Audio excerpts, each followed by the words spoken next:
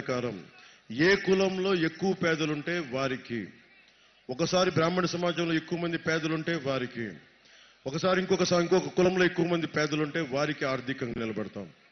అందుకని ఈబీసీ చాలా బాధ్యతగా ముందుకు తీసుకెళ్తాం. ఇది మీరు ఆలోచించండి ఒకసారి. వీటన్నిటికంటే కూడా ల్యాండ్ టైటిలింగ్ యాక్ట్ ఈ రోజున ఇళ్ళన్నీ ఉన్నాయి. జగన్ చెప్పాడు, నేను మీకు మళ్ళీ ఇంకోసారి మీకు నేను చిన్న ప్రమాద సూచిక ఇస్తున్నా. మీకు పోయినసారి ఏం చెప్పాను, మీరు వస్తే ఈ కొండ నాది, ఈ వాగు నాది, గడ్డ నాది అంటే పెట్టేశాడు కదా. ఈసారి ఇప్పుడు ఏం చేస్తున్నాడంటే, ముందు పాస్బుక్ మీద ఏం చేశాడు, ఫోటో వేసుకున్నాడు, నవ్వుతా ఫోటో, ఇట్లా నవ్వుతా ఫోటో. నెక్స్ట్ ఏం చేశాడు, సర్వే రాళ్ల మీద ఫోటో వేసుకున్నాడు, సర్వే రాళ్ల మీద, అది కూడా నవ్వుతూ. ఆ తర్వాత ఏమన్నాడు, నెక్స్ట్ ఒరిజినల్ డాక్యుమెంట్స్ ఇవ్వరంట, మన ముఖాన ఒక చెత్త జెరాక్స్ కాపీ కొడతారంట మన ఆస్తుల మీద. ఇంటికి ఇంకా జెరాక్స్ కాపీ మనకి ఫోటో ఒరిజినల్స్ ఉండవు, ఇళ్ళకి ఏ ఒరిజినల్స్ ఉండవు, ఇంకా అవి పని చేయవు, ఇంకా ఓన్లీ జెరాక్స్ ఉంటుంది. జెరాక్స్ ఉండి ఇప్పుడు పాపం మూర్తి గారు ఎంపీ ఉన్నారు కదా, ఆయన గుండాలకి సరదా వచ్చి, మనం మీకు తెలుసు కదా, లాసన్ బే డాక్టర్స్ కాలనీ, లాసన్ బే కాలనీలో ఏం చెప్పి నచ్చిన ఇంటి దగ్గరికి వెళ్ళి అందరూ కూర్చుంటారు, మీరు ఇల్లు ఎప్పుడు అమ్మేస్తారండి? నేను అదే ఎంవి సత్యనారాయణ గారు కూర్చోబెట్టారు. మనుషులు వెళ్ళి లాసన్ బే కాలనీకి వెళ్ళి, నాకు తెలిసిన వాళ్ళ దగ్గరికి వెళ్ళారు, వాళ్ళ దగ్గరికి వచ్చారు, మీ ఇల్లు ఎప్పుడు అమ్మేస్తారు అంటాడు. మేమెందుకు అమ్ముతాం? అమ్మాలి. ఆ పక్క స్థలం వాడు అమ్మించేసాం, ఇప్పుడు మీరు కూడా దేంట్లో అపార్ట్మెంట్లు కడతారంట. నువ్వు అపార్ట్మెంట్లు కట్టుకోవడానికి మా ఇల్లు మేమెందుకు అమ్మాలి అంటే అమ్మాలి. ఏం చేస్తున్నారు, రోజు గుండాలు వచ్చి అక్కడెక్కడి నుంచో పులివెందుల నుంచి జగన్ మనుషులు వస్తారంట, గుండాలు వస్తారంట, బ్లేడు బ్యాచ్లు వస్తాయంట, వచ్చి చూస్తూ ఉంటారంట. ఎలా ఉంటుంది, సగటు మనుషులకి ఎలా ఉంటుంది? భయపడతా ఉన్నారు వాళ్ళు. నాకు అనిపించింది, రేపొద్దున అలాగ కూర్చోబెట్టి ముందు ఫోటోలు వేసుకున్నాడు, కూర్చోబెట్టి సరిహద్దు రాళ్ళ మీద ఫోటోలు వేసాడు, జెరాక్స్ కాపీ ఇస్తాడు తప్ప ఒరిజినల్స్ ఇవ్వడంట. ఇల్లు వచ్చి ఆక్యుపై చేసుకుంటాడు, నచ్చింది ఇల్లు మొత్తం, ఇదంతా నచ్చింది, అది నచ్చింది, అక్కడంతా కూర్చొని అపార్ట్మెంట్ కట్టుకుంటాను. ఆయన ఎంవి సత్యనారాయణ గారు నచ్చుద్ది, ఇది వైసీపీ నాయకులకు నచ్చుద్ది, నచ్చి ఇదంతా మేము అపార్ట్మెంట్ చేసుకుంటాం, డబ్బులు చేసుకుంటాం అంట. అప్పుడు వాడు మనుషులు వచ్చి బెదిరిస్తారు, ఆక్యుపై చేసుకుంటారు. మీరు కోర్టుకి వెళ్తారు కదా, పోలీస్ స్టేషన్కి వెళ్ళాలి. పోలీస్ స్టేషన్కి వెళ్తే ఏం జరుగుతుంది, ఇంకొకసారి వైసీపీ గవర్నమెంట్ ఇస్తే పోలీసులు భయపడతారు. వాళ్ళు మనుషులే కదా, వాళ్ళు జీతాలకు పని చేయాలి, వాళ్ళు భయపడతారు. మేము ఏం చేయలేము సార్, మా చేతులు కట్టేశారు సార్, నా అలాంటి వాడు వెళ్తే మేము కూడా ఏం చేయలేము సార్ అంట. అప్పుడు ఏం జరుగుద్ది, వాళ్ళు కూర్చోబెట్టి మనం కోర్టులకు వెళ్ళాలి, కోర్టులకు వెళ్ళలేమంట. లోకల్ ఏ కోర్టుకి వెళ్ళాం, ఇప్పుడు మీరు వెళ్ళి వైజాగ్ కోర్టుకి వెళ్ళారు, ఆంధ్రప్రదేశ్ మన అమరావతిలోని హైకోర్టుకి వెళ్ళాలి.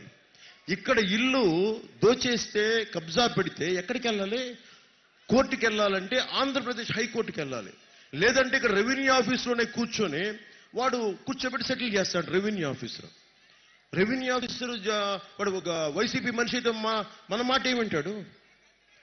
అందుకని మీరు గనక వైసీపీకి, నా సంగతేగా చెప్పట్లా, కూటమి మద్దతుదారులు చెప్పట్లా, వైసీపీ వాళ్ళకే చెప్తున్నా, మీరు గనక వైసీపీకి ఓటేస్తే మీ ఆస్తులు గాల్లో దీపం లాంటిదే, ఎగిరిపోతాయి ఆస్తులు, గుర్తుపెట్టుకోండి. నేను 2019లో చెప్పా, చాలా జాగ్రత్త. నేను ఒకటైతే పెట్టుకున్నా, నా ప్రాణాలను తెగించి నేను ఇక్కడికి వచ్చా. మీరు చూశారు నన్ను ఎంత ఇబ్బంది పెట్టారు వైజాగ్లో. మిగతా నగర ప్రజలకి తెలియదో లేదో కానీ మీకు తెలుసు నన్ను ఎంత ఇబ్బంది పెట్టారో, మీకు తెలుసు, ఎంత బెదిరించారో తెలుసు. ఒక ఐపీఎస్ అధికారి కూర్చోబెట్టి నన్ను కూర్చోమంటాడు.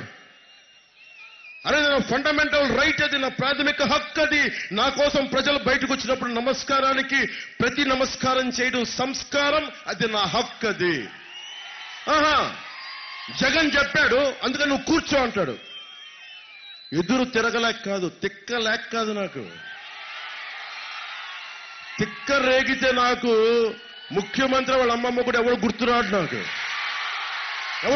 నాకు. కానీ ఎందుకు సంయమనం పాటించాను ఆ రోజునంటే,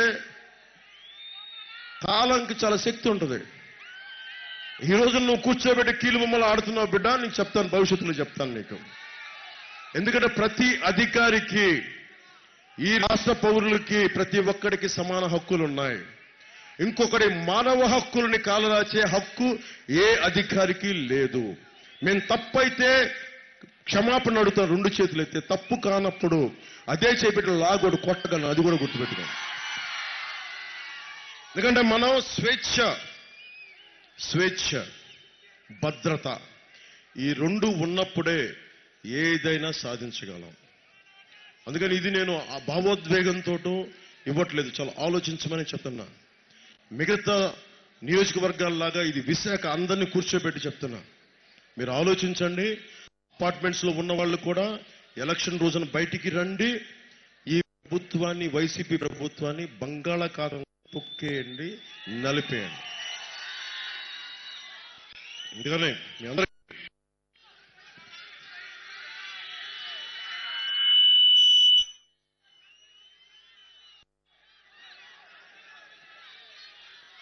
ఇక్కడ మనకి 33వ వార్డు అని చెప్పి రకరకాల అన్ని వార్డులో భూ సమస్యలు ఉన్నాయి. భూ సమస్యలన్నిటికీ నేను కూర్చోబెట్టి ఒక్క సమస్య కోసం రాలా. వాడు వైజాగ్ లో అడ్డగోలుగా భూమిని ఆక్యుపై చేసుకున్నా, అమాయకులు సామాన్యులు భూమి అడ్డగోలుగా ఆక్యుపై చేసుకున్నా, నేను మీకు మాటిస్తున్నా, మేము ప్రత్యేకమైన కమిషన్ నేను దగ్గరుండి సెటప్ చేస్తాను, నేను మాట్లాడతాను, నేను పని చేస్తాను. అందరూ నాయకులు చంద్రబాబు గారు కూడా చెప్తాం, అన్కాంప్రమైజింగ్ చేస్తాం మేము.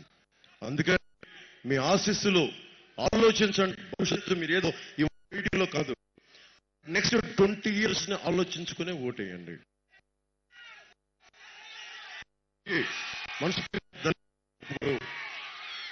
మీ అందరికీ మనస్ఫూర్తిగా ధన్యవాదాలు తెలుపుకుంటూ, ఇంత ప్రేమతోటి, ఇంత సహనంతో మీరందరూ విన్నందుకు, మీ విలువైన సమయాన్ని వెచ్చించినందుకు మీ అందరికీ